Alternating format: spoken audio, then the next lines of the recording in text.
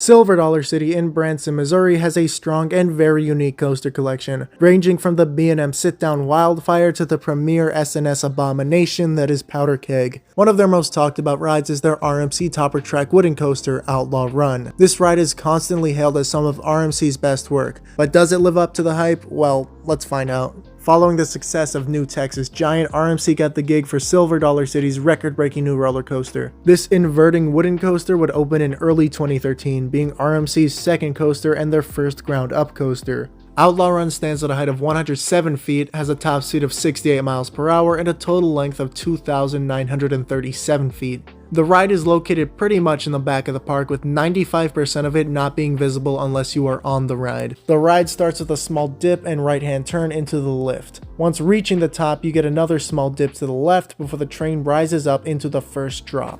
Admittedly, I was a bit disappointed with this drop first ride as I had chosen to do it front row. I found it weaker than Texas Giants in the front, but my second ride in the back definitely did it justice, bringing it up to Giants level but still not quite Iron Rattler level. Now, since this is a terrain coaster, this drop is far bigger than you'd expect, being 55 feet larger than the lift, at 162 feet. Once you level out, you rise into the ride's first inversion, this flip thing. This thing delivers some insane airtime entering and exiting the element. An inversion like this on a wooden coaster is so bizarre in all of the right ways. After this element, the ride enters a long, low-to-the-ground turn into a twisted airtime hill. This delivers solid ejector. The ride enters another low-to-the-ground turn into another airtime hill and this element. Not sure what to call this, but it and the airtime hill both deliver pretty great ejector. This is followed by a wave turn. This is one of those elements you could tell it's early RMC because this doesn't do much. Maybe some weak floater, but it's one of the weakest elements on the ride. But it is followed by my favorite airtime moment on the ride,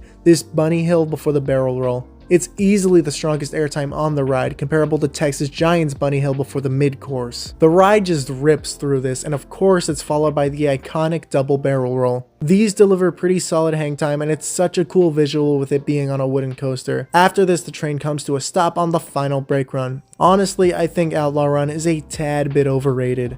It's easy to tell this is RMC's earlier work. It's as much of a prototype as Texas Giant was. RMC was just seeing what they could do. And it's clear as this and Texas Giant share many ups and downs. Some of the elements are rather weak, but the ones that do hit are fantastic. I do think the drop is rather underwhelming, but maybe I just caught it running slow as I did get to it pretty early in the day. Having now been on the original three and within days of each other, it blows my mind how much RMC improved from Texas Giant and Outlaw Run with Iron Rattler. A ride that I would say only has one underwhelming element, if you want to call it that. But I'm sort of getting off topic, so let's wrap this up. While I believe Outlaw Run is just a little overrated, I still think it's a fantastic ride. So I will be giving it a 7.5 out of 10. A great second place in a park filled with great coasters. Second only to Time Traveler, of course, which currently ranks as my third favorite roller coaster, period. My review on that is popping up in the card right now. I'll see you there.